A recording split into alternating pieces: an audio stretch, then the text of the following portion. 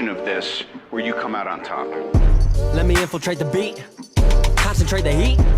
If you ain't on my level, fuck it, let me be. I'll be going till it's all in motion, talking killer rappers, then I hit my quota. And my train of thought is more a locomotive, talking reason for it, I got locomotive. Used to be on a revenge tip, on a stun on my ex in a France tip. I was Spider-Man whipping the black suit, I was powerful but almost lost Luke. Blurring the line between human and artist, try not to change but I swear it's the hardest. I swear when you're up they turn you to a target. Home was a trip, all I did when I'm talking. So, what it take to be an icon? All in your desktop, so I just might already be one. My me with the label, it feels on the table one sign, but I'm down for a free lunch. Just speaking my heat-seeking missiles of hits, but other than me, I see no heat exists. Yo, gassed up, I'm about to go green, go green, go green. Hulk smash if she know me, know me, know me. Write it to life like I'm Stan Lee, Stan Lee, Stan Lee. If life's about to be a cold war, I'm the hero that they asked for. Green, I'm about to go green. I'm about to go green. I'm about to go green. Get the fuck back, I'm about to go green. I might begin making a feature Iraq.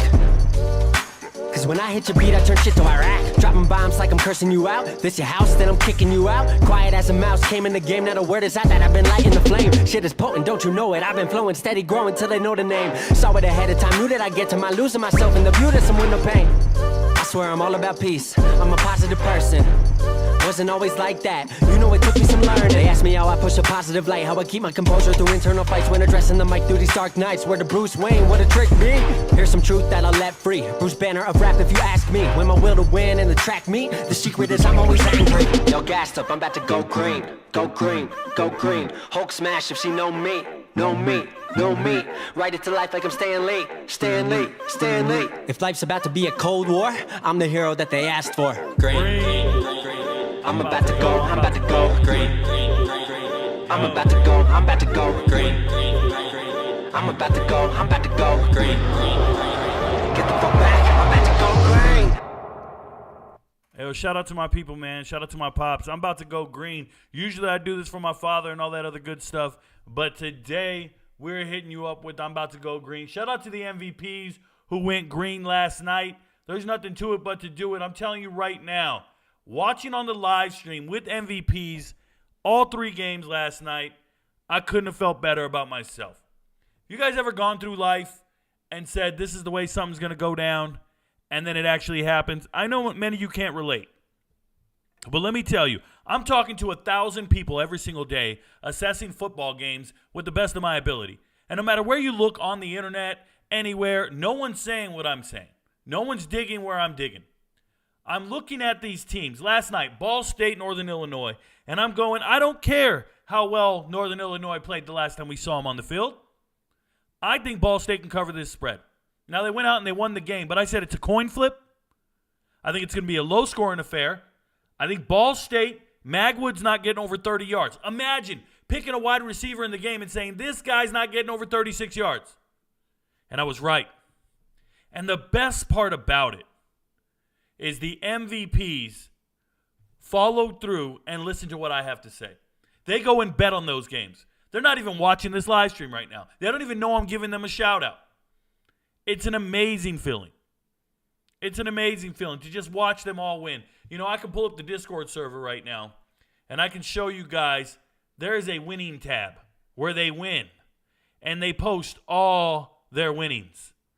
And last night, the MVPs, look at this, is 1:42 in the morning, said C. Green, Rico knows my guy, you nailed it. This is 5 parlays in a row this man hit.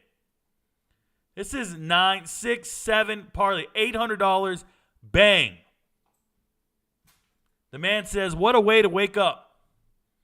This isn't $800. This isn't $25 a week. This is $25 a month. You paid $5 for this information. $5 a week and a $5 tip. All of these people are hitting and winning. This is all the winners. And guess what? Well, Rico, this is, who knows when this is. No, this is last night. It's still 11 o'clock last night, 11 p.m. I love this one. Miss Lovely went out there and won 200, 200, and 600. 3 wagers, daily total, $1,000. How many of you guys winning $1,000 a day? Miss Lovely is. That's why we're screaming. That's why we feel amazing. Shout out to Jack. Jack's a brand new MVP. Just joined the live stream. Just joined the channel yesterday. Dude showed up and said, all I can do is bet players. Let me go back and watch your video. I'm going to bet on the players. You know how many players he got right? You know how many he hit?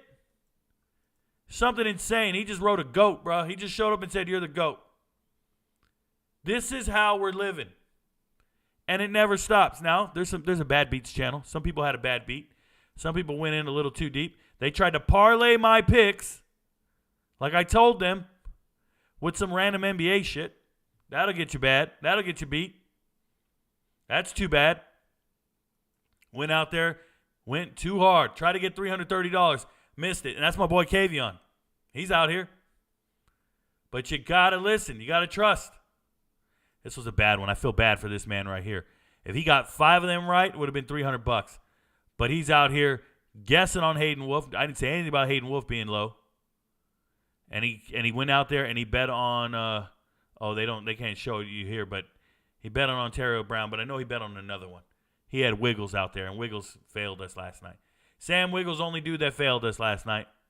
You see it. Everybody else hit. Sam Wiggles, you son of a gun. First game, he's had no targets, no receptions in his life. Mr. Phoenix here. This is Phoenix Races on YouTube, y'all. Mr. Rourke, you and I have bad blood.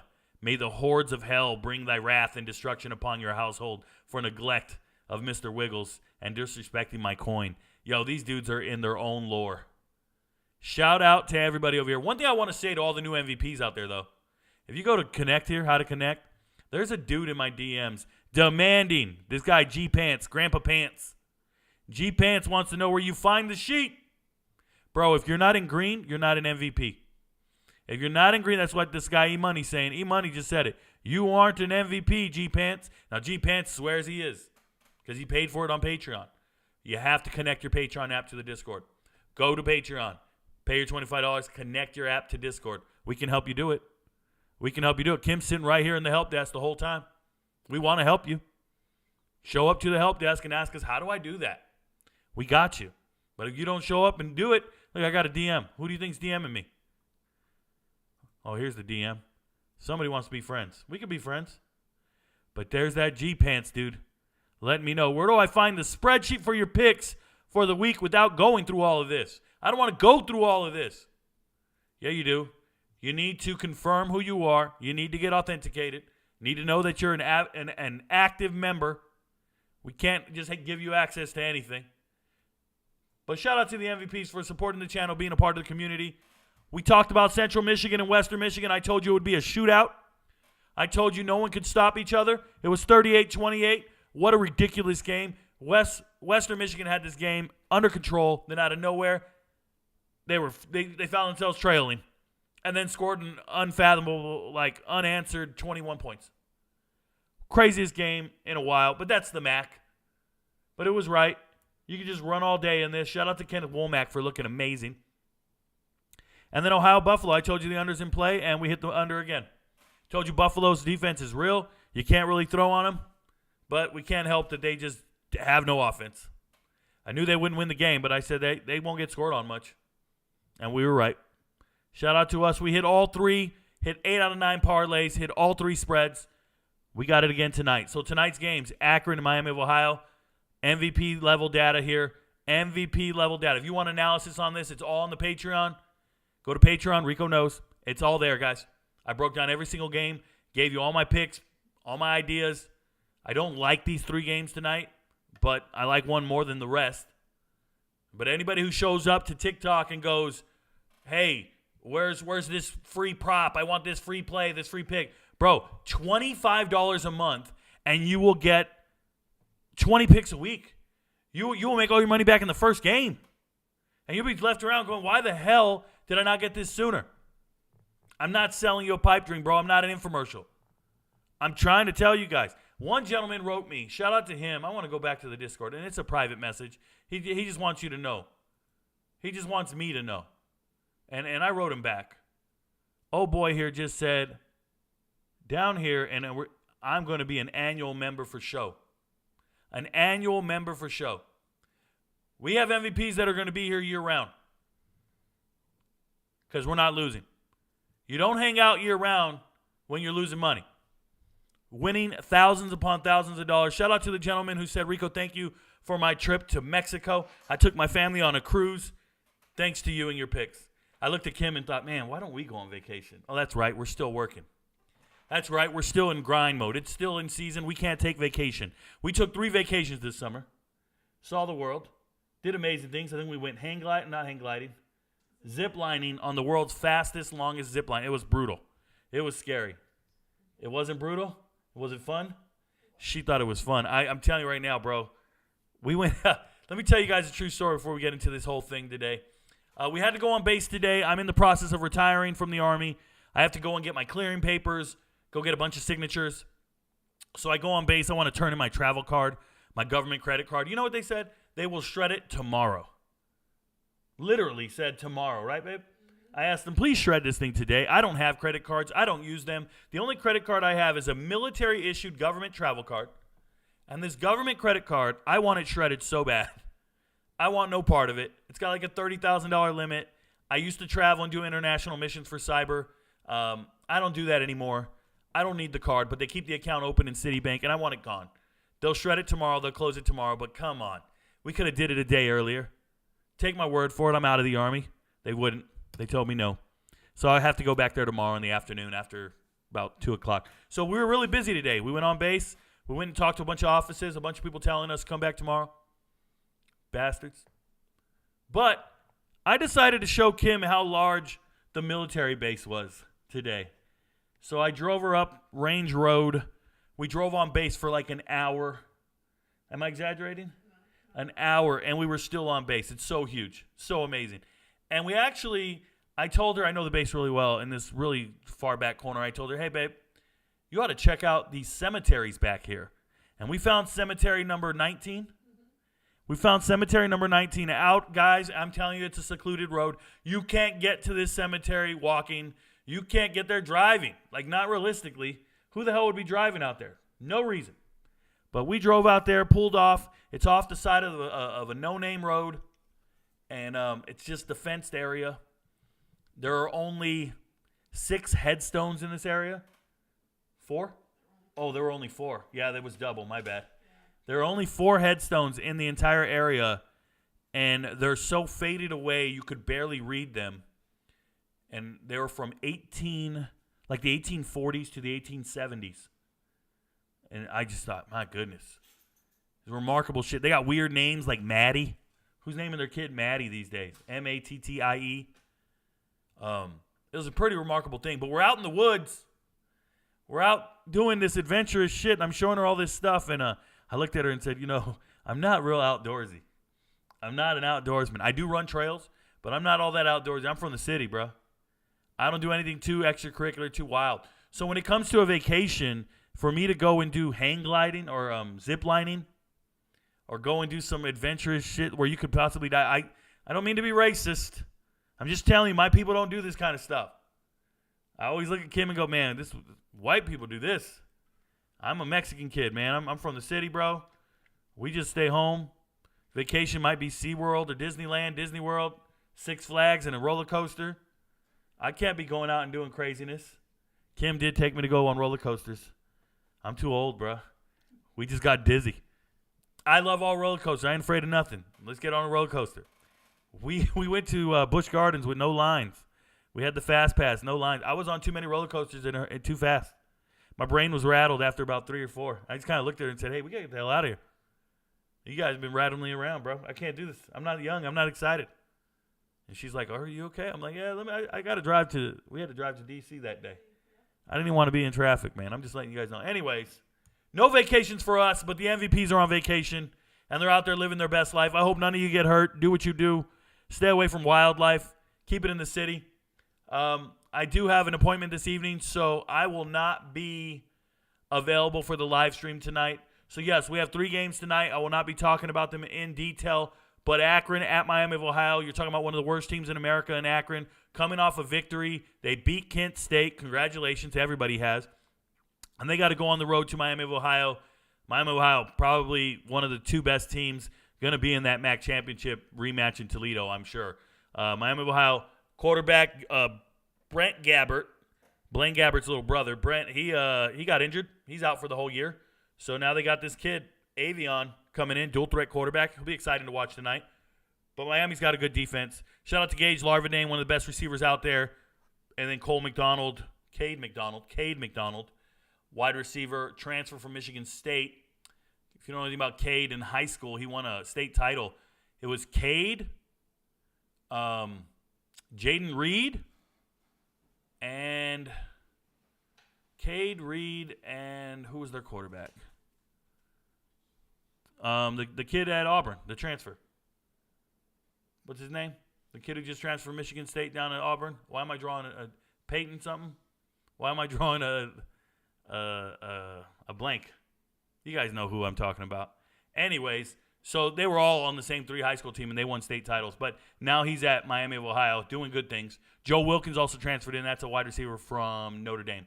Anyways, Bowling Green at Kent State's the next game. Bowling Green, hot and cold. Looks like there might be an injury at running back, so be on the lookout for that because Stewart carries that team. But they're at Kent State. Kent State, no, nobody carries Kent State. Remember, Kent State, I got a new head coach this year. Sean Lewis left for Colorado. They didn't know they were getting a new head coach. They didn't want to fire their head coach. That's the worst type of thing to do. If you're a team and you didn't know you had to get a new head coach, and then you had to pick up somebody, so they went and got Kenny Burns, former running backs coach at Minnesota last year. You hired a positions coach to be your head coach. Congratulations. You checked the box on diversity, though.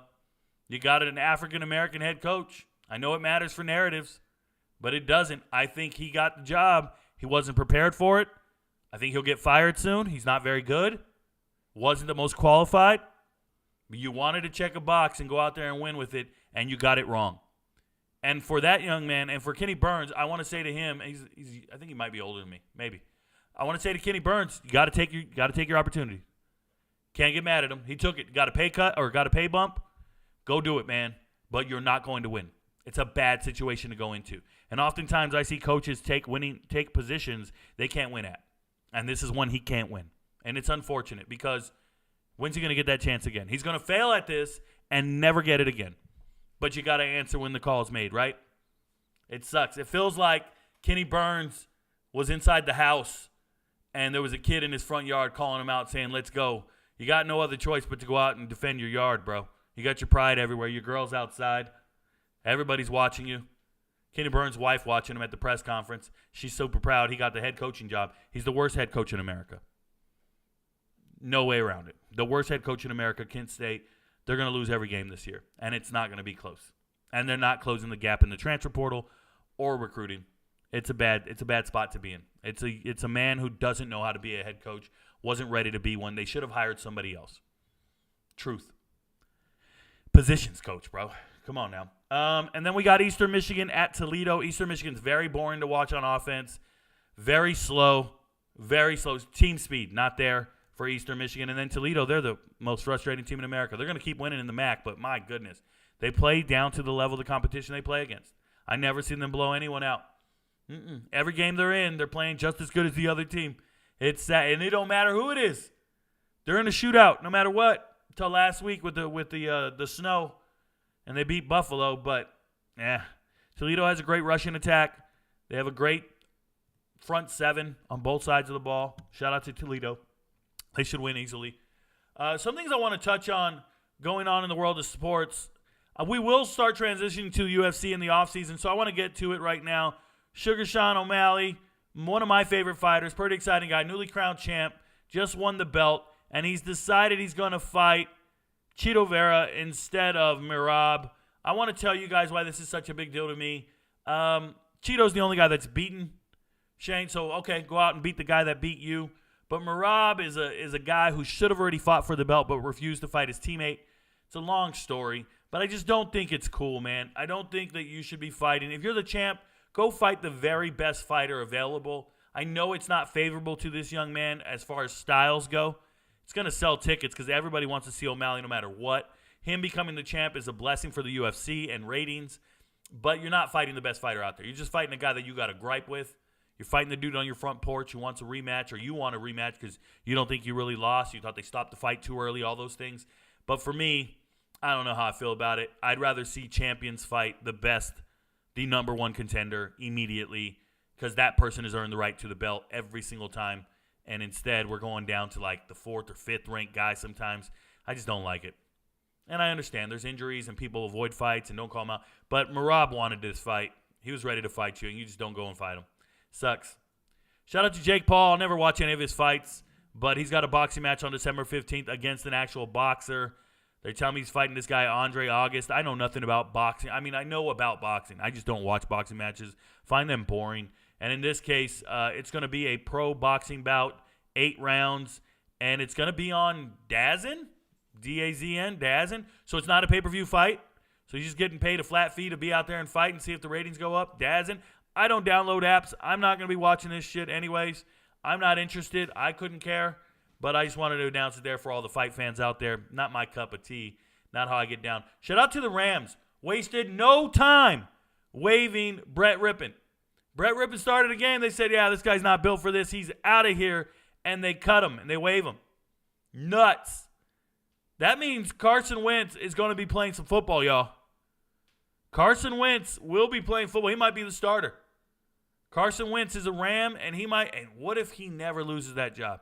What if he comes out and he plays great, and Carson Wentz takes over, and we never have to see it? The one guy that I'm waiting for is where's Uncle? Where's Grandpa Bennett, bro? Where's Stenson Bennett in rehab? Let's get that guy back on the football field and see if he can do something.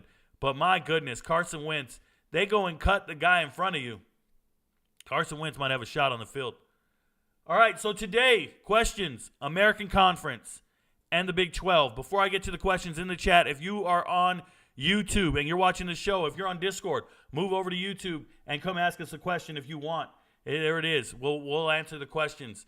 I encourage everybody, ask me a question, but it's got to be Big 12 or American related, and we'll go from there. Hopefully I don't touch on it, but here we go. One thing, I was watching a press conference for Scott Satterfield. Don't judge me, bro. I was watching his press conference. Man, he's an unlikable dude. Shout out to Cincinnati and their head coach. I do a lot of research. I'm sorry for having that up, and you guys can see. Sometimes I know I try to make it seem like I just gather all the information about these teams out of thin air. It's not how it happens. I watch a lot of film. I read a lot of articles. I watch a lot of press conferences. I go back and read more articles. I do a ton of research on the roster. I pay attention to so much. Not just watch the games, and I'm sitting there watching these press conferences from all the coaches every week, and he's the least likable one. So just a guy making excuses left and right saying, we need to do better, I need to coach better, we need to play better, we need to collectively do better. All this shit, bro, we got it, bro. We got it. You suck. You're terrible, and you haven't been good for about 4 years, Scott Satterfield. I'm letting you know now. All right, but anyways, let's shift gears and talk about the American Conference. Shout out to the American Conference. We got a matchup Friday night. I'm excited for it. It doesn't start until 9 p.m. We'll be live streaming it, but it's North Texas at SMU. If you haven't had a chance to watch North Texas, pay attention to North Texas. I know SMU is one of my favorite teams. They're going to the ACC. They can play with anybody. They're a Power 5 team. I see the percentage, 95%. SMU is going to win this game. I get it. I got it. They're 7-2, undefeated in the conference. Their 2 losses are 1 to Oklahoma, right? 1 to Oklahoma where they lost like 30 to something. Yeah, 28 to 11. I thought it was 30 to 10. And then that loss to TCU. So their only losses are to the Big 12 on the road. All right? Big 12 teams on the road. Outside of that, you show up and you're in their conference, you're in their thing, they're going to punch you in the mouth. They got a great team. Now, Preston Stone is injured this week, so there is a problem there. He might have I think he had a shoulder injury. Hope he's better. They said he's cleared for practice. But this is a guy that can throw for 250 plus in Preston Stone. They're running backs. Knighton, that's the Miami transfer, or Wheaton, that's the Alabama transfer. Both really good running backs. Worst comes to worst, Stone just goes, tucks it and goes. Wide receivers, they got a ton of wide receivers. SMU has so many good wide receivers, like 5 of them. Joker Brinson is real. He's the transfer from Miami. Hudson is real, huge body. Transfer from TCU, pause on the huge body. But I really like SMU's talent and their team. That ain't it, bro. That ain't what we're here to talk about. We're here to talk about North Texas losing 4 out of their last 5. But when I tell you, you want to be competitive in your losses, that's how you turn your program around. Listen to what I'm saying. When we look at TCU back in, what was it, 2021? If you go back to TCU's stat line and their results, look at their schedule. We don't go last year. We go 2021. This is when they only won 5 games. 5 games, and they lost all these games. Everybody going, man, you could go from TCU 5-7 to the national championship. But it's because TCU lost a one-possession game. One possession game. You got blown out by 20. Close enough. Got beat, blown out, and blown out. But these one-possession games against good teams, you know what they did the next year? They turned those into wins. You got to be competitive in your losses. And you can turn them into wins. If there's a team out there that's competitive in their losses right now, it is North Texas. I kid you not. North Texas can score on anybody. They lost to Cal. Cal's got a good offense. They lost to FIU. It's a terrible loss. But there was a ton of scoring involved.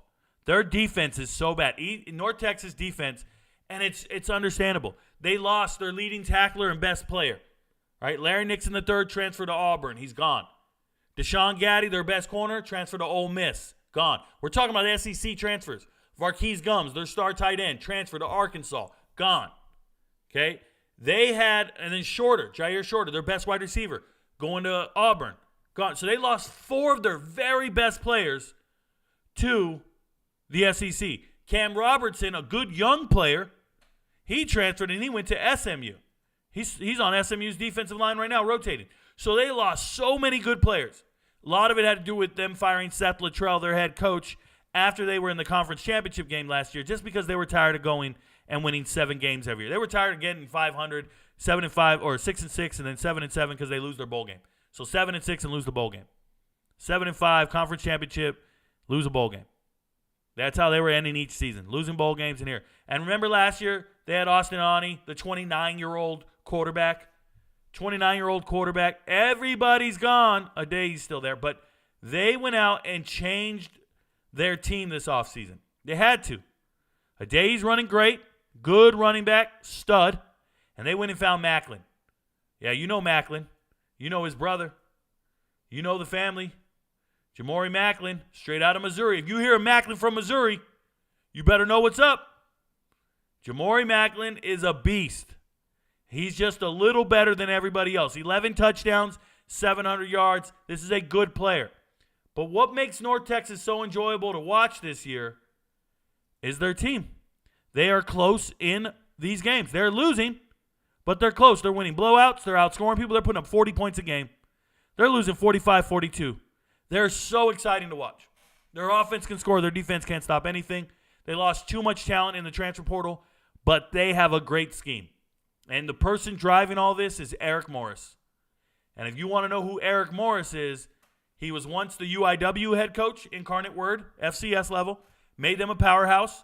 He had a quarterback named Cam Ward. They were at UIW dominating the world.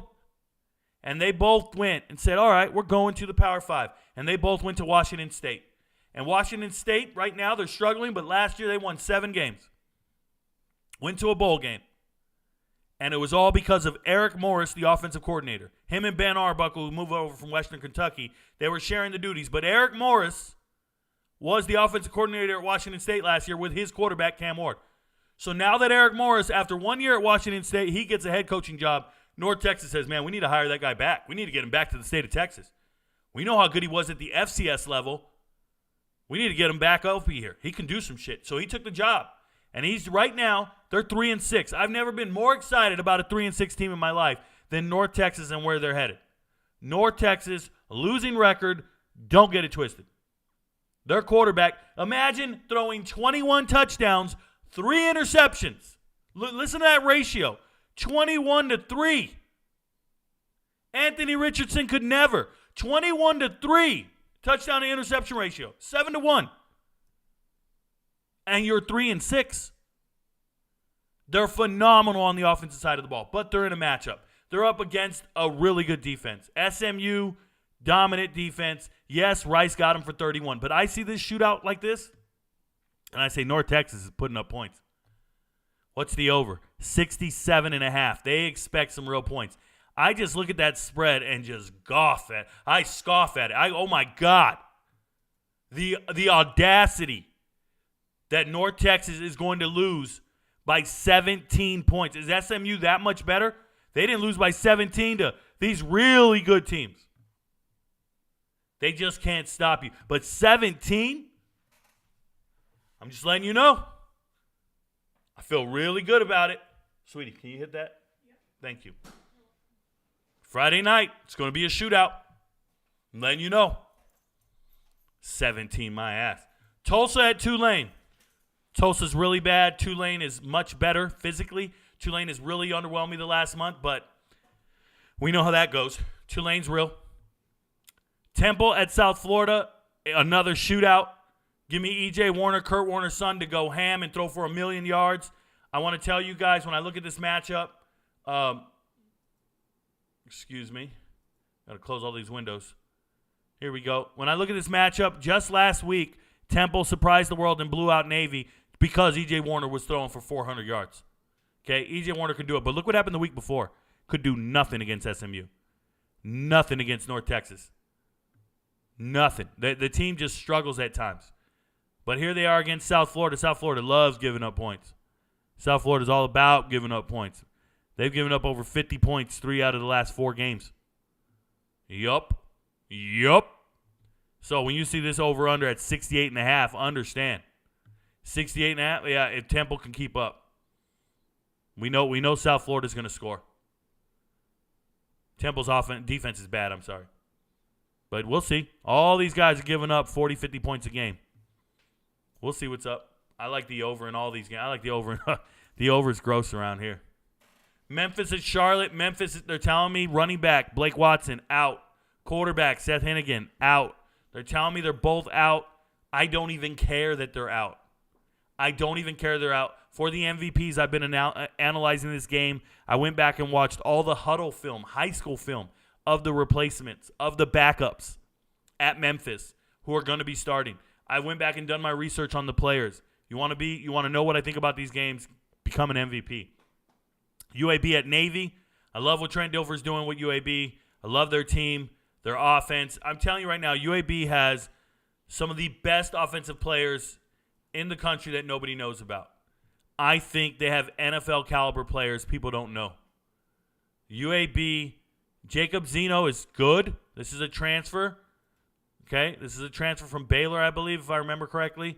Landry Liddy, he's a transfer from La Tech. He doesn't play. But look how many guys have thrown passes. What the hell's going on over here? They do a lot of double passes or something? Somebody get the scouting report on UAB. Trent Dilfer decided to let everybody throw a pass this year. What in the hell? But the guy I talk about all the time is Jermaine Brown Jr. Jermaine Brown Jr. on tape. That's Isaiah Jacobs. That's Jacobs' little brother from the Raiders. Josh Jacobs, this is his little brother. They tell me he's not a good locker room guy. I've had players reach out to me on this team and tell me in DMs, Isaiah Jacobs not a good locker room guy. We don't like him much. But his talent outshines everybody else. Now, he's dealing with injuries right now, but the team doesn't actually like him. I've gotten word from multiple players. Jermaine Brown is the leader on this team, and he should be trusted. You got to give this man the rock. Jermaine Brown is everything. He is 5'8", 195, straight out of, I think he's from Spanish Fort. I forgot his high school. Let me double check that. But last year, 900-yard rusher, 8 touchdowns. Always over 5 yards a carry for the most part. This year, they didn't give him the ball early. He's only been a receiving threat out of the backfield on screen plays, third down back. They've been all going with the bigger back. Trent Dilfer fell in love with Isaiah Jacobs. Not a good guy. So they say. Excuse me. Sorry about that. But I like UAB. I like them as a team, and I want them to score points against Navy. East Carolina and Florida Atlantic. You guys already know my stance on this. East Carolina's offense is really bad. I don't like it. Their defense is stout enough, but Florida Atlantic eventually will beat you. I love Florida Atlantic, Jonte Wester. I made a video on him and his 2 brothers just, a couple days ago. They just lost to UAB 45-42 in a shootout, but they can score all day. I really like what they do. But you guys got to know, is if you ever want to watch a Florida Atlantic game, go look at Larry McCammon. He's a little slow at running back, but he is a 1,000-yard rusher. This is a kid who used to play at Hoover in Alabama. So Larry McCammon from Hoover, and then you got Wester here. LeJontay Wester, already a 1,000-yard receiver this year. One of the best receivers in the nation, 87 receptions. He's probably going to finish. I mean, he's got 3 games left. What are we talking about? 10. He's going to finish with 120 receptions. Something crazy. At least 110. 110 receptions. Jonte Wester, always open. I call him Waffle House. Dude's amazing. I like what he does. Give me Florida Atlantic in that game. And then Rice at UTSA, that's a tough one. Rice is respectable this year. They're not winning everything, but they're very respectable. And UTSA is a team that I picked in the preseason to win a lot of games. So I hope they get it done and they win. Welcome to the American. It's their first year in the American, and they've been playing well. So that's me breaking down the American. I'll get to the chat soon. I hope you guys are getting your questions in. Shout out to YouTube. Shout out to TikTok. If you're watching the show, move over to YouTube. Get your question in. Texas Tech at Kansas. So looking at Texas Tech to Kansas, Texas Tech is actually pretty decent. They're playing well. Remember, I had them winning 9 games in the preseason. Obviously, I was wrong. They've had a bad year in that regard. But their team is still very good. They've had injuries at quarterback. Morin coming back from injury. Played good last game. Looks like they can score points. They have a very good running back. They run the ball all day long. You don't want to mess with them. But if you're trailing, you got to start throwing, right? So as much as you guys like Brooks, they got to start throwing and find other receivers. And that's where it goes on Morton. For me, Kansas has had 2 great wins. They can't let up now. They can't let up now. And now you got to look at Kansas and respect the loss to Oklahoma State. And just say for the last 4 weeks, for the last month, they've looked great. And they're using a backup quarterback in Bean. Now, Bean has been around forever. So he's not necessarily a backup like he doesn't know what he's doing. He's actually really good. And he's fast, can extend plays and do things. This game looks to me, they got Kansas 3.5. Sounds about right. I think it could be a high-scoring game. And I think Kansas can still win it, though. I think Kansas can cover that spread in a high-scoring game, but I wouldn't be surprised to see Texas Tech competitive in this game. I wouldn't. Baylor at Kansas State. Kansas State looks to be like the class of that field. Like they're going to beat up Baylor. Baylor's only sense of offense is running the ball. You can't run the ball on K-State consistently. And then you got to be able to stop their rushing attack. They got a 2-headed monster that's looking great. I think K-State wins that game at home. Oklahoma State at UCF. Everybody's going, Rico, Oklahoma State. They're top 15 now. They just beat Oklahoma. They're going to beat UCF. Yeah, it's telling me they're going to beat UCF, but slow down just a little. I think they match up well. I wouldn't say UCF's winning this game at all. UCF has a tough time completing drives, but there's a reason the spread's only 2.5. You're the 15th team in the country. You're playing a team with a losing record who's only won 1 game in the conference, and for whatever reason, you're a 2.5-point favorite, and that's it. Think about it. On the road, 2.5-point favorite. You just beat all kinds of teams. You're finding ways to win everywhere, and they only give you 2.5 points. Blatant disrespect. This is a team that lost by 30 to Kansas. But it's because UCF isn't bad. UCF is a pretty solid team. John Rice Plumlee is that X factor. When he's healthy and in the game, he can move the chains, keep the team on the field, and stay competitive. Javon Baker is the hardest receiver to cover. He's very good. He's the Alabama transfer. They got good players. UCF has good players. They just got to put it together and figure it out. Obviously, Oklahoma State's favored to win this game. 2.5 feels like free money, like they should go over there and do it. Start believing in their dominant performance. But look at this. Matchup predictor, UCF, according to ESPN Analytics. What do you want me to do with that, man? How do you want me to say that? How do you want me to interpret that?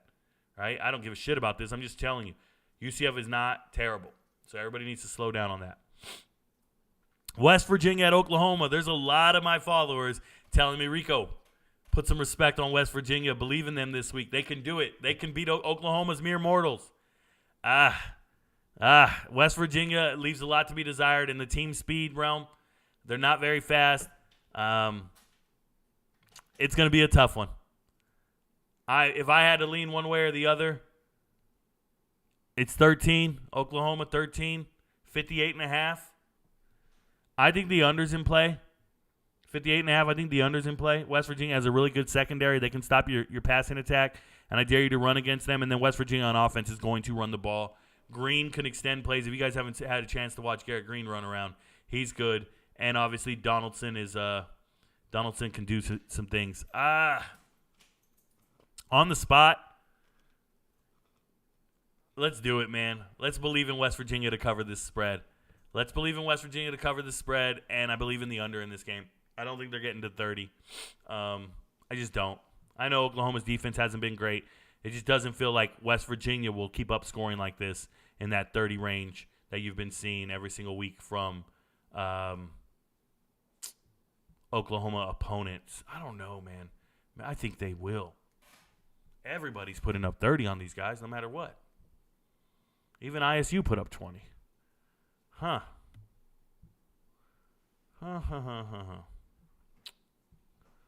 Go back and watch some tape.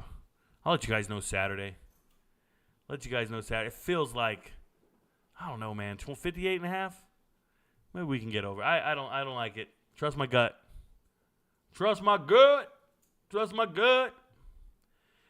Cincinnati at Houston, both disappointing this season. Who's going to be more disappointing? I'd imagine Houston's going to have 2 wide receivers down this game. Manjack, the USC transfer's injured, and another guy's injured. Give me Cincinnati to find a way to win on the road. Fire Dana Holgorsen. Give me Cincinnati to find a way to win on the road. Texas at TCU. There should be no problem here. Texas should win this game handedly. They have a better defensive front than anything TCU has seen. TCU is going to struggle, and Texas is going to score big. Iowa State at BYU. BYU. Throw them away. BYU, the wheels have fallen off this program completely. They should have been a lock last week, West Virginia versus BYU. It should have been a lock that West Virginia was winning. I said it out loud, 2 MVPs on the live stream, but I never put it on the chart, and that's on me. I should always tell you guys what I'm thinking, and in this case, I'm thinking Iowa State is much better than BYU. On the road, I like Iowa State to beat BYU. That's how I'm breaking down the Big 12. Now I'm ready to answer your questions. If you're on TikTok, move over to YouTube. Come ask me my questions. I got you, and we'll go from there. Shout out to Dom. Dom is the first person to ask questions today. Dom says, Rico, what's your thoughts on Kansas, Texas Tech being a high-scoring game? The line is 61.5, and I like the over. Yeah, I like the over. Kansas, Texas Tech, 61.5. I like the over. Says, is Tulane a team that we can trust this week to finally cover against a horrible Tulsa team? So Tulane has not been able to cover the spread any week this month for the last 2 months, really. Tulsa's really bad. Tulsa's bad. They can't tackle anyone. I don't know what Vegas is going to do with the spread. I don't know how they believe in them, but I like Tulane to go out there and really beat them. Willie Bobo says, all 3 of us are here, me, myself, and I. Damn, I got me, myself, and I. I thought he was going to put Irene. Me, myself, and Irene. Okay, anyways. Or he was Beyonce. Me, myself. Oh, what is that? De La Soul? Just me, myself, and I. Just me. Hey, man, I'm getting it. Let's get it, Rico. What up, Lee Man 8004? 8004. Lee Man. Appreciate you, man. Thank you for being here. Sultan Swat says, I'm here. I'm here. He's here. He's everywhere. I'm here. What up, Brian? These are MVPs, by the way. Shout out to the MVPs. They won a shit ton of money last night. Dude says, I passed out hard last night, but it's nice being up 4 units on night 2. Already up 8 units for the week. Thanks, RicoKnows. Shout out to you, Sultan SWAT. Yeah, people tell me they passed out last night. They couldn't stay up late enough to finish the games. And then they woke up to $800. I don't know how many units that is for some people, but sounds like a good bet. Sounds like a good move. That's a lot of units to me. I don't know. My unit size is sensible, average, pause. I just think that I don't go too big. I try to keep it sensible and safe.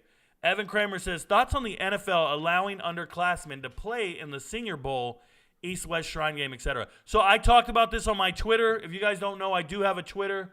Shout out to you if you guys aren't following it. I hope you guys get around to it. I only Twitter when I'm at my desk. I don't have it on my phone. But on Twitter, I did a post right here, and I wrote, I don't like it in the slightest. This takes away yet another chance for an under-scouted senior to show his skill set to NFL scouts. The NFL rewards college dropouts to take opportunities while generally having a combine invite. Makes me sick for senior FCS All-Americans. By the way, my name on Twitter, Rico Knows TikTok. Rico Knows TikTok. That is my name. I currently only have 159 followers, which is wild. 159. I have 160,000 TikTok followers. I got 159. I just started. Now it says April, but I just started, bro. You won't see any posts from me until like just the other day, just today.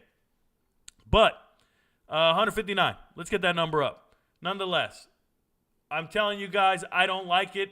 I don't like to see underclassmen in those games. Underclassmen, they already got enough pub. Most of the time, underclassmen are good.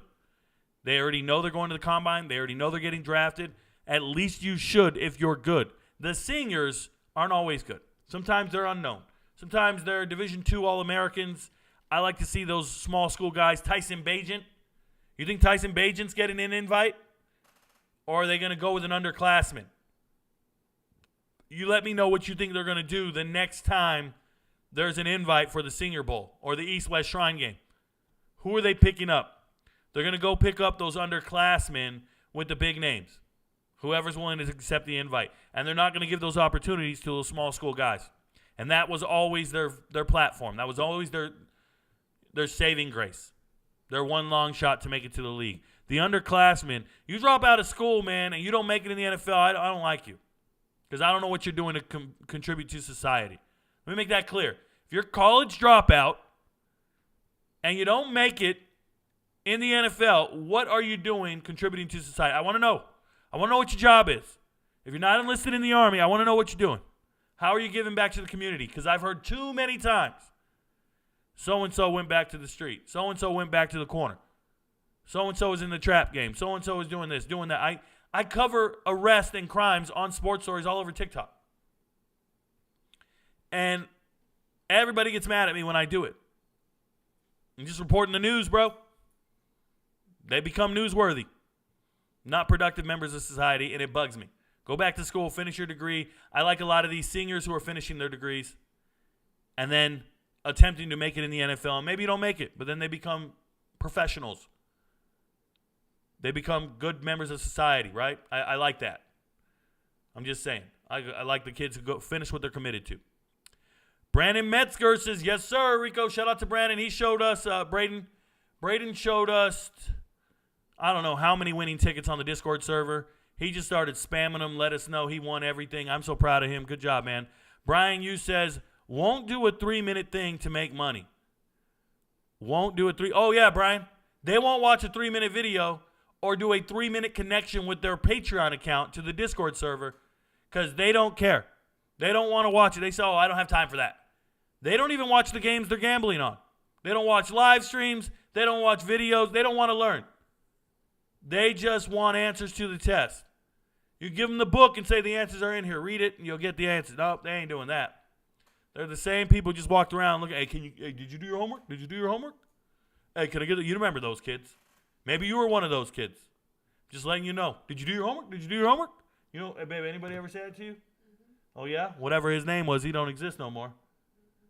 All right, I'm letting you know. I did my homework. Bastards. Yes, sir, Rico. Yeah, they won't do it. One more day of hurry up and wait. One more day of hurry up and wait. You know, Lee, man, and it's an inside joke for the Army guys.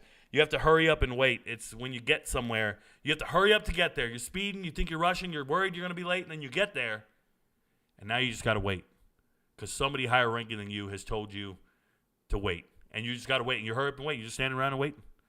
Hurry up, guys, we got to go, and then you're just waiting. That's the nature of the Army. It's so inefficient. It's that accordion effect. I go on base, and whenever I go on base, I take Kim with me because I find base very stressful, and she's my little good luck charm, keeps me safe and keeps my stress levels low. So every time I go on base, you guys don't know this, when I go clear on base, I take her with me everywhere. Every appointment I go to, every meeting. She's been in meetings all last week. She's sitting there in these briefs like, what is this? I just have her there with me. I don't care. They can't tell me shit. I got Kim with me. She's my support animal. She's my spirit animal. I got her with me. I'm sitting in these meetings. I'm in uniform and everything. And there she is. I go talk to people in offices. I'm like, yeah, what's up? Kim's right there. They're looking at me like, who is this guy walking around with his escort? Today, we were in this building where all the cyber actions take place. And there's like this huge room with cages filled with usual weapon systems. But for us, it's laptops and backpacks and go bags and servers and racks. It was like all this really cool stuff that I tell her when we get a mission, this is where we go. We draw all our equipment and we jump on a plane and we go fly out to our international cyber mission. We do IRT, incident response teams. And so somebody's network gets hacked into and they've been infiltrated. They make a phone call. We jump on a plane and fly out there, a group of us. Now, I don't do those missions anymore. I'm in charge of the missions. I'm in charge of, 100 guys who go and do those missions, 150 guys. I don't do that anymore, though. But I took her to the war room. I took her to the actual lockers where we have all of our super laptops and hard drives and server racks and switches and all this stuff. And she walked in there, and I'm telling you, I could tell she didn't want to be in the room, right? She was like, I'm nervous. I don't know if I should be in here. I feel like I'm not supposed to be in here. She felt like she was unauthorized to be in there. And I said, don't worry. You're with me. We're good. You could just be with me at all times. It don't matter where we go. But, yeah, while we're walking around, man, it's hurry up and wait. We go to places, and then they just be like, could you wait for a second? And there we are waiting. And just the nature of the beast. And I haven't explained to her what 10 minutes prior to the 10 minutes prior to the 10 minutes prior, what that really means. When you have formations in the military, someone will tell you to be there at 6:30. Whoever's telling you to be there at 6:30 was probably told to have you there by 6:45. And whoever told him to have you there by 6:45 said the ceremony starts at 7:30. And it just trickles down to where the private has to show up at 4:45. And that's the nature of the Army. That's hurry up and wait in a nutshell. So, yeah, shout out to you, Lee, man. Just a couple more days. I got to clear it. It'll take me about 3 days to clear. Sorry if I missed it, but sleep study's still going on. Steve, yes, sleep study this evening, overnight observation for me. They're going to hook me up. They're going to hook me up to some machines, and they're going to check me out and see if I have sleep apnea, insomnia, light snoring, just a bunch of other infractions you can have from sleep or lack thereof. I have poor sleep hygiene. Guys, I'm a workaholic. I just wake up early and get to work. But for whatever reason today, I just passed out in the middle of the day. Kim says I slept pretty hard. You know what that means. The walls were rumbling. I was killing something in my sleep. And that's pretty cool. I want to get some, I don't really want help. I just want to get some verified, references out there to say that it's legitimate and it's real. I know I don't sleep much. I know it's tough. It's a hard world out there. Kim already said yes, my bad. Rico on a non-moving roller coaster was must-see TV. If you don't know what Steve's talking about, my number 2 most watched video of all time on TikTok, I believe it has nearly 1 million views, is me stuck on a roller coaster for about 40 minutes last summer in 100-degree heat. It was 2 summers ago. I was stuck on it with my kids in Florida, Tampa, Florida, and it was bad. It was really, really bad. We were stuck there, couldn't move, no breeze, no ventilation. We were just stuck in the sun, baking on this metal seat. I would equate it to a 100-degree day, 100% humidity, and go sit in your car with the windows up. Like, just go sit in your car. Maybe not with the windows up. Roll the windows down, but sit in your car. Maybe in a convertible, in a metal seat, and strap in with your kids. Have them all do the same thing, and then don't tell anybody when you're getting out because you have no idea. Just sit there as long as you can and see what happens. After about 10 minutes, you'll start getting a pounding headache. After about 20, you'll stop sweating because you have no ventilation. This isn't like working outdoors in the heat, right? I've been deployed. I lived in the desert growing up. I've been in the Army over 20 years. I know what it is to work hard and be in that heat. But you know when there's a stopping point, you have water, you have access to the restroom, you have access to shade when needed. You can move and cause a breeze and ventilation. You couldn't do any of this when you were stuck on that roller coaster. You were strapped in, couldn't move on a metal seat, and just sitting there saying, when are they going to get us out? So I pulled out my camera and I narrated a video for about half an hour. And I was not the coolest dude. I wasn't panicking. I was just like, yo, when are you going to let us out? Dude had no answer for me. I got a worker standing next to me not trying to let us out at all. He's like, well, we got to check some things and da-da-da-da-da. He wasn't checking shit, bro. He was just standing there. He didn't know what to do. They didn't let us off for 40 minutes. I would challenge you guys, go get stuck in your car in the sun in the middle of the summer, 100 degrees of a humidity, 100% humidity, and just sit in it. But don't do it alone. Go grab your kids and bring them out, and don't tell them shit. And don't let them know when you're getting up. It's a rough deal. It was a rough deal for my kids. But we made it. Dazen is a paid sub service for anyone that is interested. Oh, kind of like Patreon? I think I have a better shot at hitting a 20-leg parlay before Carson Wentz keeps that starting job. Salt in the SWAT, I could hit a 20-leg parlay. A lot of alternate stuff, I could do it. A lot of alternate spreads, I could do it. Alternate spreads, max alternate spreads, I could hit 20 legs. Easy, if they'll let me. Why did Oklahoma crash and burn after beating Texas? Well, excuse me. I think a lot of their flaws are coming to light. I think their inability to stop teams on third down is coming to light.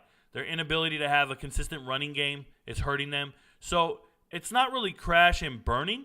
I think they might have peaked, Carter Cool. I think they might have peaked when playing Texas. But other teams highlight their inefficiency much better. Like, do you really think losing to Kansas was the end of the world for Oklahoma? What's crashing down? Because I think they can go even further. I think they can go further down. Let's be clear. They could lose this week, and it'll be really bad. You don't have a good coaching staff. You have a new coaching staff. They're not verified good. They have no proven proof of concept. They have no track record. Venables has where has he showed you that he can do this for a whole season? So to say they're crashing and burning as opposed to this is their standard. What if that's the case? What if this is their standard? Think about it. It's not necessarily crashing and burning. It could just be this is who they are. This is their ceiling. Beating Texas is a rivalry game. Beating Texas is a big deal. But how good is Texas? They've been pulling out miracles against standard-ass teams, against average teams. Nothing special. Is Texas really that good? Or did we just anoint these teams? Did we just anoint them to the top of the Big 12, but when they play in the Big 12 against other Big 12 teams, they don't look dominant. They don't.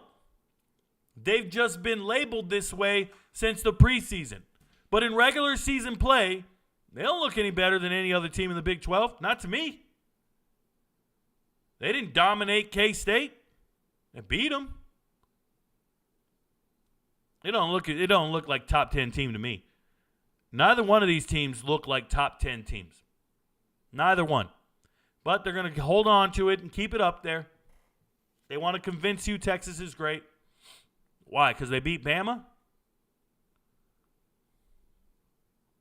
Don't get me started. You had it up, so was just commenting on it. Fans around Cincinnati are already comparing him to the bum politician hire they made before Fickle. I don't anticipate his tenure will be long. Yeah, Salt in the SWAT. He's talking about Satterfield. Scott Satterfield doesn't look like he'll be long in Cincinnati. Very unlikable guy. Not getting it done on the field. I don't see any poor coaching decisions during the game. I watched all their film back. I don't see any poor decision coaching on the game. So it's got to be preparation and commitment to what you're trying to do. And whatever you're trying to do is not working. Now remember, his offensive coordinator was Taylor at Louisville, right? And Coach Taylor is now the head coach at Western Michigan. So he's gone. So you lost your offensive coordinator. I'm not sold on Cincinnati's coaching staff right now. Position coaches, coordinators. I'm in that problem right now, including Satterfield. Which one of UFC or UCF, Houston, or BYU is going to crush OK State's dreams? So Corey Free, great question. I want to tell you guys, in the preseason, I was doing a video I was making on TikTok, and it was called Coaches on the Hot Seat. And I wanted to say that Gundy was on the hot seat. That was my narrative. So let me explain to you guys how this works. I come up with an out-the-box idea in the offseason or anytime, and then I go and try and find data to support my out-the-box theory. That's what I do. So I sat down and said, all right, Gundy's going to get fired after this season. Let me go prove it. So I go and find all the supporting information and data, and I'm going to make this video. And then I sat there and said, hold on. Let me go look at their schedule. And when I pulled up the schedule and I saw they were playing all the new teams, And they were ending the season with all the new teams. I said, there's no way. There's no way they lose. Not like this. There's no way they lose enough for Gundy to look bad. Not with all these teams they're playing. And I was right. The team is not as good as it used to be. It's improved. It's getting better through the season. That's good coaching. Their winning is contagious. That's a good culture. But I said, oh no, Gundy's not getting fired. I never made the video beyond talking about coaches on the potential hot seat one day. I listed a bunch of coaches, but I never made my specific video to Gundy's getting fired because of the schedule. So if you ask me, of the teams you're listing, UCF, Houston, and BYU, the only team that has a chance to make them come crashing down is UCF. Only team. They're not losing to BYU or Houston. Nope. They're rolling.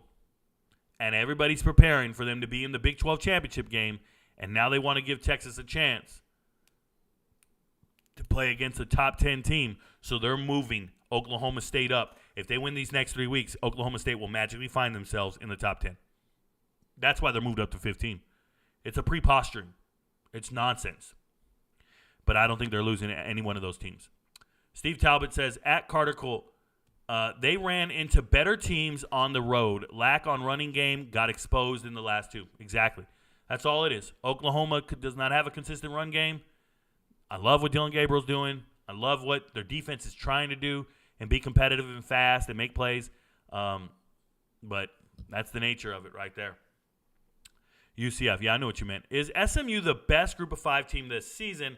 I was told today that JMU, Liberty, Troy, Jackson State, and Tulane would all throttle SMU.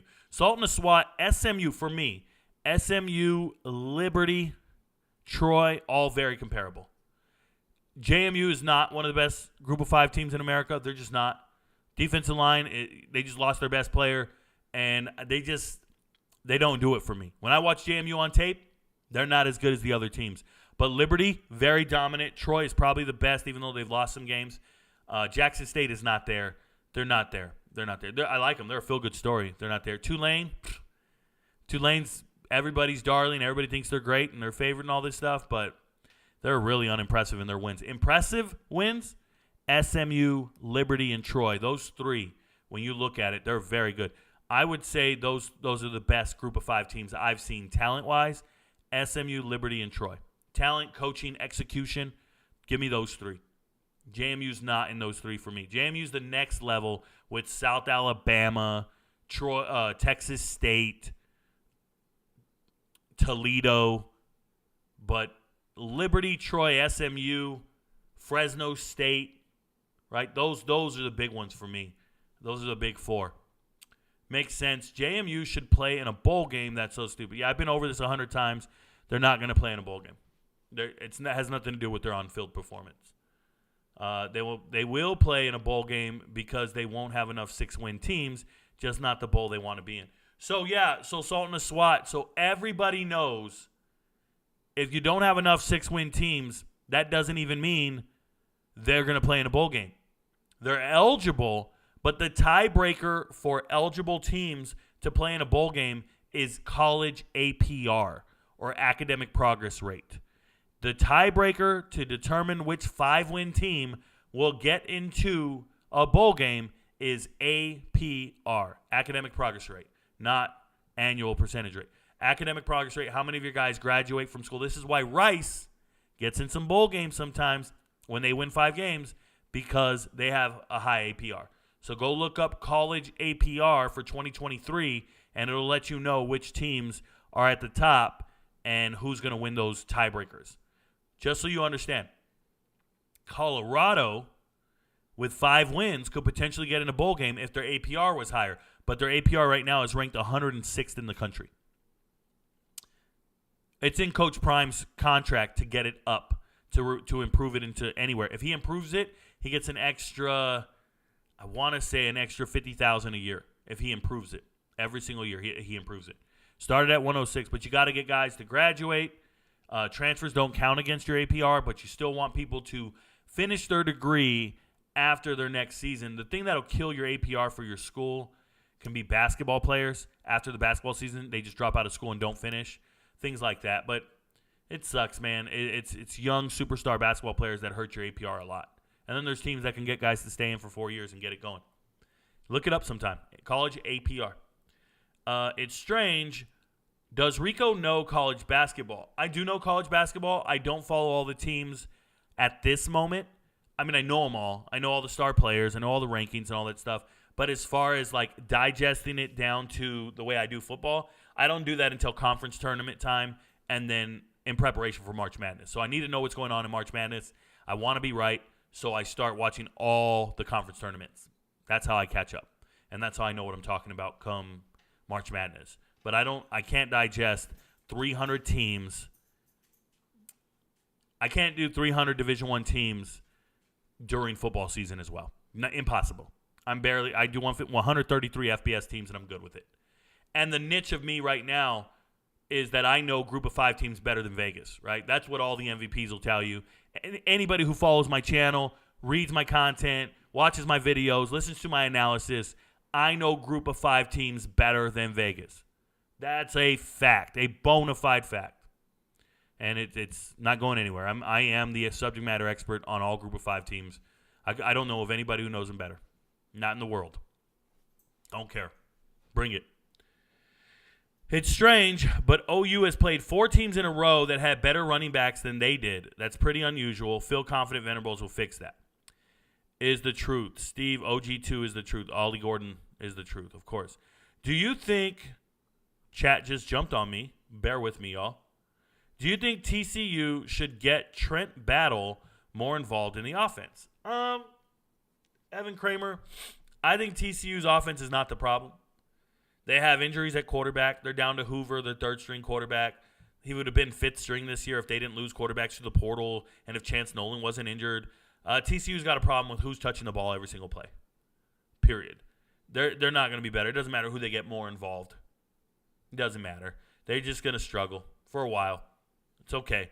Give them 2 years. They'll be back. It's a cycle. They'll be back in 2 years. It is what it is.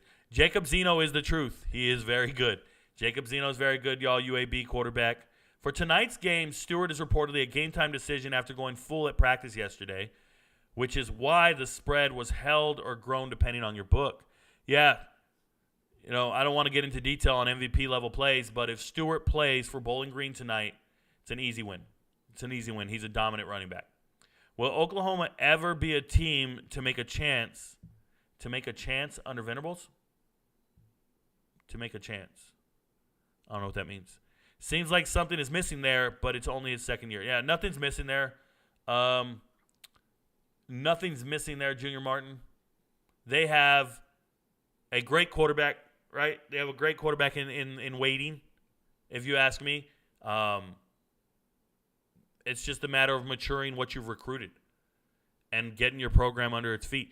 Like, you go from being okay to being elite. That doesn't happen overnight. It takes years. And it's just a slow, methodical process to get there. And you got to build that culture. You got to win 100 times in the offseason to win once on Saturday. And that's what it's going to come down to. Venables is building. Give him time. Not missing anything. It's just a matter of building.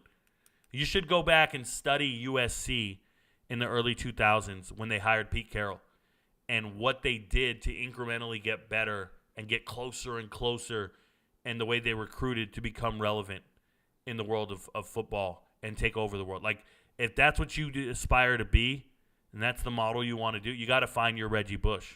You got to find your Matt Leinart. You got to find – you can't hoard all the talented players anymore.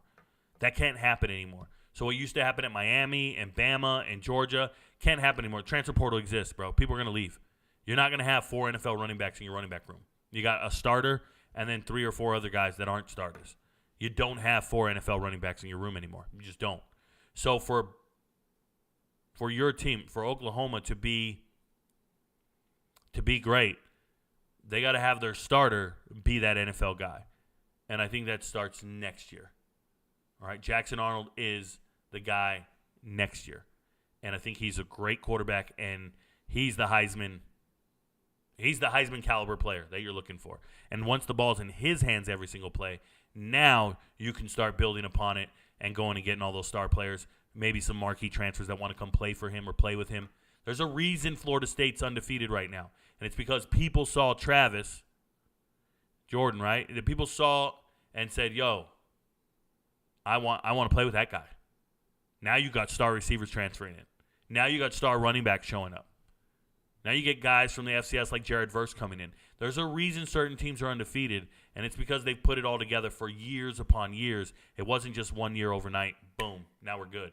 Oklahoma hasn't been good yet. This is their year to be good, but they got a guy that will attract recruits. They got a guy that will bring the talent in, and it's Jackson Arnold. It's a player, not a coach. So I like Oklahoma 2-3 years from now. It's a process. It's not going to happen right now. They're not missing anything but time together, continuity. That's all. Do you know of Reggie Powers, Oklahoma commit? I know of 500 high school football players. I know 1,000, 2,000. Doesn't matter to me. Players commit and then don't go to that school. Players commit and change their mind. Decommit. Players will sign, attend school, and then transfer, and you'll never see them play. So why, if you're a fan of Oklahoma, why the hell are you talking about recruits? You're talking about recruits who've never seen the field, that don't impact your outcome whatsoever, and will probably transfer before they ever play for you. So I don't understand. I waste zero time talking about recruits. Zero. You don't see me talking about recruiting classes and getting excited about commitments. Go find the videos. Go find the commitment videos. Texas Tech versus Kansas, a.k.a. the Steve Bowl. Steve loves both those teams. Shout out to him. That'll be pretty awesome. How does Satterfield compare to Fickle? Is he that much worse? Yeah. Junior Martin, he is that much worse. Satterfield's never been successful anywhere outside of his first year at Louisville with somebody else's recruits. Satterfield has never built anything. Fickle is a perennial power coach. Like, he can build something from nothing and make it great, because he understands culture and changing culture and building culture. I like Fickle a lot. They're not even in the same realm.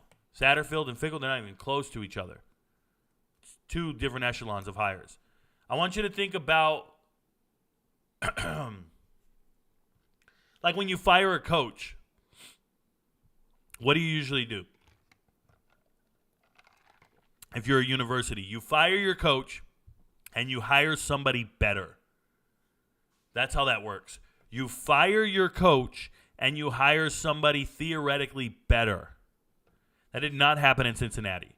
Cincinnati did not fire Fickle. So that's one of the few instances where they did not fire their coach and they had to scramble to find someone, and they didn't find someone better. Right? There's another instance where that took place, and that's at Kent State. Kent State didn't fire their coach. He left to go to Colorado, Sean Lewis. So they had to find somebody, and they didn't find anyone better. Right? Now let me tell you a team that didn't fire their coach, but they found someone better. Louisville. Louisville lost Satterfield to Cincinnati. They didn't fire him, but they found someone better. It's a very rare occasion where you can find someone better if you didn't fire your head coach. Very rare. And you see the results. Imagine, now Louisville got a ton of help in the transfer portal and has a much better scheme with Braum. But imagine Satterfield still at Louisville. They would not be where they're at right now. Louisville was one coach away from making a difference and changing their team. That's the harsh reality of this whole thing. Cincinnati was just fine and had a great culture. But once you lose Fickle, who else do you lose? Well, Blue Smith leaves at wide receiver. He goes to Western Kentucky. Huber leaves at center. He goes to Wisconsin. You lose Will Paulding. He goes to Wisconsin. You lose another receiver. He goes to Wisconsin. You start losing players. Bear Bryant leaves to Northwestern. The cupboard just gets bare immediately. Jaheim Thomas goes to Arkansas. Cincinnati lost good players to the transfer portal and a good coach. That's why they're not any good. And they replaced them with things that aren't nearly comparable. It's the reality of the situation. Satterfield and Fickle are night and day, bro. Player props for Saturday to ride. Stupidity upon Matthew. Player props for Saturday to ride. What I would say is go back and watch all my live streams this week. take notes when I talk about the two teams and identify certain players you like in the matchups that I'm talking about. But if you want to know specific player props for Saturday, you got to be an MVP. It's $25, bro. I give out 50 player props on Saturdays to all of my MVPs. That's what I do. I sit down and break down every single game with the MVPs. We jump on Discord, and I talk to all the MVPs, and I give a whole spiel about it to them. Let me show you. I'll do something for you guys. For those of you who don't know how serious I am about this, if you go to Patreon, you're not an MVP, so you won't be able to watch it, but I can show you something. I can show you something pretty cool. This is weekly predictions on Saturday. Oh, no, that's week 11. So let's go to week 9. Or week 10, I'm sorry. Right here. Results show. What about before the results show? Right there. Week 10, final analysis and breakdowns. In this video, for an hour and 14 minutes, I'll hit pause on this, but let me show you. I am talking about all these games with my MVPs, but on the far right are all the player props. And I give out so many while I talk for the next hour. So for those of you who are wondering, well, Rico, can I get player props? This is what I give MVPs, and the green ones are locks. The green ones are locks you got to believe in. You can go back and you can check. We don't miss on locks. But everything in here, I'm giving them player props. And as I talk, I hit every single game. I'll turn the volume down on this, and we can just skip to certain portions of this video, and you'll see that as I'm talking about the games, I pull up what to bet on, what you believe in. I talk about every single matchup, what you should look for. I cook on every game on the slate, not just what's on the chart, every single game. And I tell my MVPs who they should be betting on, what players they should believe in, everything. Doesn't matter what it is. I talk for an hour about every single game. And look, I even said this one right here. Xavier Henderson under 4.5 receptions. Guess what? That happened. He only had 4 receptions. I said it's great value. Bet 100. It's 104. I believe in it. But we go down every single game. This is what I do for the MVPs every Saturday. In a live stream, on the Discord, on Patreon. You get $25, and you'll know everything you guys are asking me for. So when you come in here and ask me, hey, Rico, can you break this down for me? I just wonder what you guys are doing. I wonder how you're getting down in life. Like, why are you not trying to succeed? It's $25, bro. I bet you bet more than that. $25 in a month? I bet you gamble more than that. And our guys are winning thousands of dollars. And I don't know their unit size, but they're winning all day. Just something to think about. So you say player props for Saturday to ride. Be an MVP, and you'll know every player prop that I think of on the entire slate. I just showed it to you for free. You go back and watch that video. I think the results video is unlocked. You can watch the results video if you're a free member on Patreon. Sultan Swat says, at Stupidity, this guy up top, become an MVP and join us on a Saturday morning to get the best advice. Didn't know he said that. I didn't see it in the chat, but that's how we get down. Just so we're clear, that's how we get down. Do you know who Tommy DeVito is? Tommy DeVito, former starting quarterback for Syracuse. He transferred into Syracuse. Yeah, I know he is. Why? He's in the NFL right now. He plays for the Giants. I want to say he plays for the Giants. He's not very good. So the answer is, do I know who he is? Yes, I know who he is. Not very good. I don't know why you're bringing it up. Which coach do you hate watching on the sideline the most for any reason? Mine is Dana Holmgren. His whole persona is cringe. Maybe Brady Hoke. Brady Hoke at San Diego State. I don't like him. I don't think he should have a job. Brady Hoke, hard to watch. Jimbo Fisher, not a fan to watch him. I don't like the camera on those guys. I'd rather watch the team, the players. They show me the coach too much. Like, they give him too much credit for the success and the failure of the team. I'd rather watch the players. You know, I watched the game last night, and I think throughout the entire game, they showed me the coaches way too often. I don't give a shit. I don't want to see the coaches flustered and all that. That's why I watch a Colorado game. I don't want to see Coach Prime on camera, bro. I see Coach Prime on camera all game long against Oregon State. Where's Jonathan Smith on camera, bro? Where's Chip Kelly on camera? They don't show me those guys all game long. It's weird. You guys even know what DeBoer looks like? The Washington head coach? Do you even know what he looks like? Could you walk past him today and not know who he is? It's the Washington head coach. I bet you couldn't point him out in a crowd. Bet. Walk past him right now at the airport, you wouldn't have a clue. They put the camera on some of these other coaches way too much. Can't stand it. Why does Texas always play to the level of their competition? And what is Arch Manning ceiling and floor? Well, Junior Martin, I have no idea why Texas plays to their level of competition. I have no idea. Maybe that's their level of competition. Maybe that's how good they really are. Arch Manning's ceiling and floor. Well, his ceiling's the NFL. His floor is a freshman at Texas. That's it. I don't know what else to tell you guys. I don't get excited about recruits that aren't in the too deep. I don't even bother with a 4 or 5-star player on the team not playing. I don't give a shit. Like, that doesn't impress me. Your whole roster is 4 and 5-star players for the last 5 years. Some new recruit coming in shouldn't be in your too deep, and we shouldn't waste any energy or cycles talking about it whatsoever. It doesn't matter how this season goes. That dude should never see the field because you got players in your program who've been getting developed by you for the last 3 or 4 years. And they were 4 and 5-star kids coming out of high school. So why are we talking about it? I don't understand the perversion to talk about 4 and 5-star kids because some website talked about them. I'm talking about Rivals, On3, 24/7. They're the reason you guys know these players' names. They're the reason you guys talk about the players. But nothing that player has done is worth talking about. Nothing he or she has done, well, I shouldn't say she, nothing he has done is noteworthy. Arch Manning isn't better than the guy on the field, and we watch Malik Murphy and go, God, he's not good. So why would we talk about anybody else outside of Malik Murphy?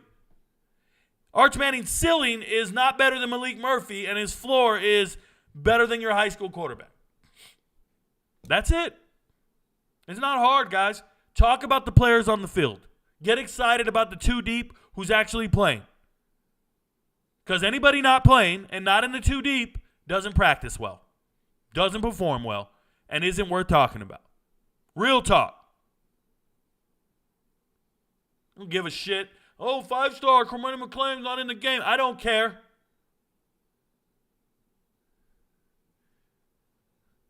I heard 2 rumors around Leopold yesterday. Which is more believable? Leopold's interview with Michigan State yesterday or Kansas restructured Bill Self's contract to be able to give Leopold a raise to stay? Oh, boy. I think 2 things can be true. I think 2 things can be true at the same time. Bill Self restructured his contract for a lifetime contract. I don't think that would impact the football team. I don't think it would impact the football team at all. But keeping Leopold at Kansas is probably a priority. And Michigan State, if they wanted Leopold, they can take him. They have much deeper pockets. So I don't even think it's that big of a deal. But if that's what's happening, I think they're both could be true. They restructured Self's contract and gave him more money. There you go, Junior Martin. That's how you interpreted it. Kim is the real MVP. Yes, she is. What up, baby? What up, Juice? Good to see you, man. Shout out to you. Big 12 and American questions today. Big 12, Big 10 questions are Tuesdays. I'm guessing Manny on Business asked a Big 10 question. Don't do that. That was yesterday. Don't miss the show. That's all I can tell you. Don't miss the show. OSU really benefited from not getting Texas on the schedule this year. Many teams did. Also, Ollie Gordon, is just a really, really good player. If they had one less loss, maybe he would be considered for the awards. Fair enough. Does Liberty deserve to be ranked in the college football playoffs? Sure, you can be ranked. I don't know what you do with that. You can be ranked. I'm with you. There's no real opportunity to prove their ranking, though. Evan Kramer, kind of the Steve's Twins Bowl. 1 kid at each, daughter, mom, and dad at KU, so we all have an unbalanced family. Shout out to you. What up, Lance? APR on the non-obvious bowl teams. Northwestern, Cincinnati, Minnesota, Wake Forest, Iowa State, Rice, Auburn, Boston College, Mississippi State, JMU at 62. There you go. There you go. JMU at 62. Malik Sherrod is him. Oh, snap. Malik Sherrod, running back, really showed out this week. Shout out to him. He played well this last week. He's doing what he can. I'm glad people are paying attention. It's not the American Conference or the Big 12, but thanks for giving him a shout out, Marco. I was working for the News in Cincy when Fickell got the job, and it was an immediate change in the culture. He knows how to connect with local high school and get players on board. Great guy. There you go. Will New Mexico State face any punishment from the NCAA or just pay settlements? The settlements? That is not a question of these teams today, but you're asking about the News. There's no punishment on the table whatsoever that I know of. It's all settlement based because they're not taking blame. There is no lack of institutional control because they're not blaming the Board of Regents or trustees or any of that shit. Cincinnati did Louisville a huge favor by hiring Satterfield from them. Louisville was about to fire him if not after this season. Well, you don't know. If he was going to win games, he weren't going to get fired. Liberty found Jamie Chadwell after losing Hugh Freeze. Wasn't an upgrade. Don't get it twisted. Hugh Freeze is a much better coach than Jamie Chadwell. They had to find and scrabble and find a good coach. They found one, but he's not better than Hugh Freeze. Don't do that. Don't do that. Jamie Chadwell inherited a really good team that Hugh Freeze built. A lot of those Liberty players are still there, are really good players. Now, I will say this. Liberty somehow got rid of their toxic players, like Day Hunter. Liberty got rid of a lot of their defensive players. They transferred to SMU, and they still managed to stay relevant. That's really cool by Jamie Chadwell. But Liberty's talented players, Mike Smith, he's injured for the year, but Mike Smith Jr., their leading tackler, he transferred to Baylor. Their other linebacker transferred to SMU. Brooks? Ahmed Brooks. Ahmed Walker, my bad. Ahmed Walker transferred to SMU. And then Chris Ghost Megason transferred to SMU. Rocket Rahimi, he just hit the portal and never ended up anywhere. That was a really weird transfer. But Liberty lost a lot of good players. And Jamie Chadwell kept them afloat. But he's not better than Hugh Freeze. Don't do that. He's not.